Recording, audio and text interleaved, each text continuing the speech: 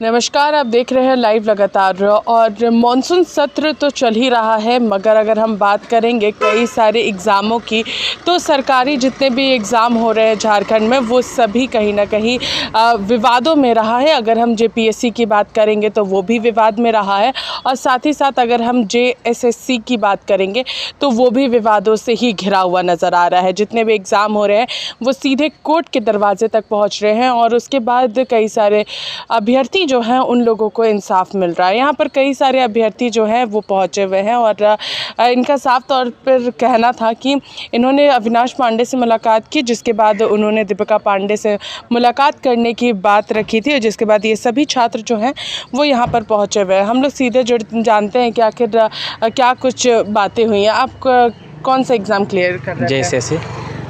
JSSC चूँकि अभी हाल ही में काफ़ी ज़्यादा विवाद में रहा, जेई के स्टूडेंट्स जो रहते हैं उनके लेकर के क्या कुछ चर्चा हुई है दीपिका जी से? जी, हम लोग उसके पास अभी एज के मुद्दे पे हम लोग बात रखे हैं कि पुलिस का वैकेंसी हर समय देखते हैं कि 5 साल 7 साल के बाद में आता है, और उसमें हम लोग को एज दिया गया है 25 साल। और हम लोग एक एग्ज़ाम देते हैं ग्रेजुएशन का, तो हम लोग 22 से 23 साल में कंप्लीट करते हैं। तो हम लोग को प्रिपरेशन करने के लिए तो 2 साल निकल जाता है, तो हम लोग तो ऑलरेडी इफेक्ट हो जाते हैं दरोगा के एक फॉर्म भरने में। तो बस यही विषय को लेकर के हम लोग अभी मैम के पास बात को रखे हैं। आप कौन से एग्ज़ाम क्लियर कर रहे थे? जेएसएससी के लिए आए हुए। आपका क्या कुछ अपनी बातों का आपने किस तरीके से मैम के पास ये बात रहा कि 2015 में झारखंड पुलिस की वैकेंसी आई थी, और अभी 2022 चल रहा है, उसके बाद से वैकेंसी नहीं आई। और कोविड के कारण हर स्टेट लगभग छूट दे रहा है एग्ज़ाम में, एज रिलैक्सेशन दे रहा है यहाँ, लेकिन कुछ सुना नहीं जा रहा है किसी का। झारखंड दरोगा में जनरल का 26 कर दिया गया। हिंदुस्तान का कोई स्टेट में 26 साल जनरल का दरोगा में नहीं, 37 साल है जनरल का। जी, तो कई सारे जो मुद्दे हैं जो पुलिसकर्मी के लिए एग्ज़ाम क्लियर करना चाहते हैं, उनके एज फैक्टर को लेकर के ये अपनी बातों को रखने के लिए आए थे। हम लोग कुछ जेपीएससी के स्टूडेंट से भी बातचीत करेंगे। हम आपसे जानना चाहेंगे क्या कुछ पूरा मामला रहा है, चूँकि यहाँ पर ये जेपीएससी के भी हैं, हम लोग इनसे बातचीत करते हैं। आपने क्या कुछ अपनी बातों को रखा है? मैडम के साथ बातें भी काफ़ी सकारात्मक तरीके से रिस्पॉन्स मिला है।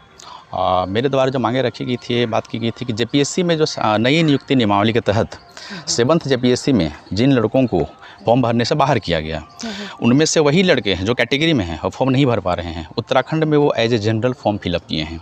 तो यहाँ पर एक खामी के रूप में हमको नज़र आ रही है। अक्सर सरकार के द्वारा ये कही जाती है कि हम यहाँ पर लोकहितकारी है, जनोन्मुखी सरकार है, लेकिन वहीं के लोगों मतलब अपने राज्य में फॉर्म भर नहीं पा रहे हैं, वही लड़के वहाँ पर दूसरे जगह में as a general form fill up कर रहे हैं। दूसरे इसके संदर्भ में जो दूसरे मुद्दे थे, अगर हम लोग अवसर मांग करें उसके पीछे कुछ आधार भी हैं।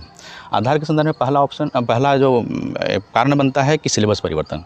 सिलेबस परिवर्तन करने की स्थिति में हर जगह एक परंपरा रही है। यूपीएससी में जब सीसेट लागू किया तो उन्होंने 2 अटैम्प्ट भी दिया, जबकि झारखंड में 6th में मेंस में पूरी तरह से सिलेबस चेंज किया गया, इसके बावजूद यहाँ पर एक भी अवसर नहीं दिया गया।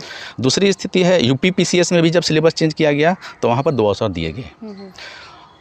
दूसरा जो हम लोग अपना एक समस्या हम लोग के साथ रहा अवसर के संदर्भ में कि यूपीएससी की बात करें तो वहाँ पर न्यूनतम 6 अवसर दिए जाते हैं।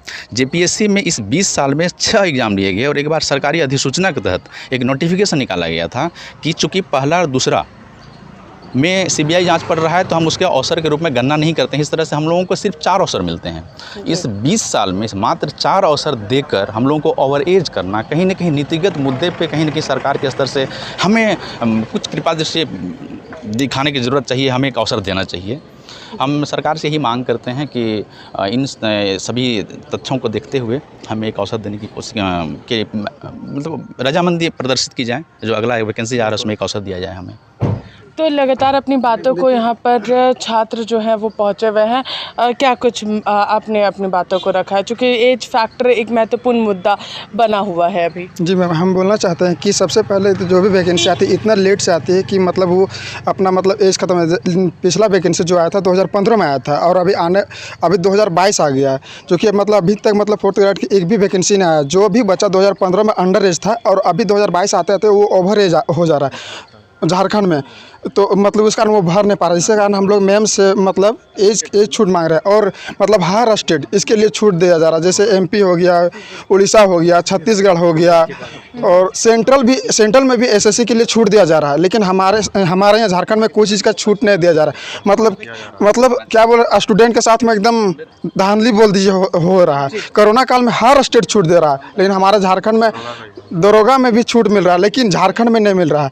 तो हम लोग सरकार से यही मांग करते हैं कि हम लोग तो नौकरी नहीं मांग रहे सरकार से, हम लोग अवसर मांग रहे हैं कि हम लोग को वैकेंसी में, हम लोग को मतलब एग्जाम में बैठने के लिए दिया जाए, हम लोग को फॉर्म फिलअप करने के लिए दिया जाए। हम लोग तो ये नहीं बोल रहे सरकार से कि आप हमको नौकरी दीजिए, जो उसके लिए एलिजिबल है उसी को आप नौकरी दीजिए, ना कि सभी को दीजिए। वही हम लोग सरकार से मांग रहे हैं कि कम से कम हम लोग को मतलब फॉर्म फिलअप करने के लिए, और हम लोग को मतलब जो भी है वैकेंसी वो जल्द से जल्द देने के लिए कोशिश करें। काहे और भी जी, तो लगातार अपनी बातों को छात्र जो हैं वो अलग अलग प्लेटफॉर्म पे रखने का काम कर रहे हैं, अलग अलग लोगों से मिलकर के बात करने की कोशिश कर रहे हैं। और सबसे बड़ा मुद्दा इन लोगों का एज फैक्टर है, चूँकि यहाँ पर एज में कोई भी छूट नहीं मिल रही है। इसको लेकर के ये सभी छात्र जो है वो यहाँ दीपिका पांडे से मुलाकात करने के लिए आए थे कि इनकी जो मांग है उसको सरकार तक पहुँचाई जा सके। इसी के साथ देखते रहिए लाइव लगातार। रांची से मैं पूजा, नमस्कार।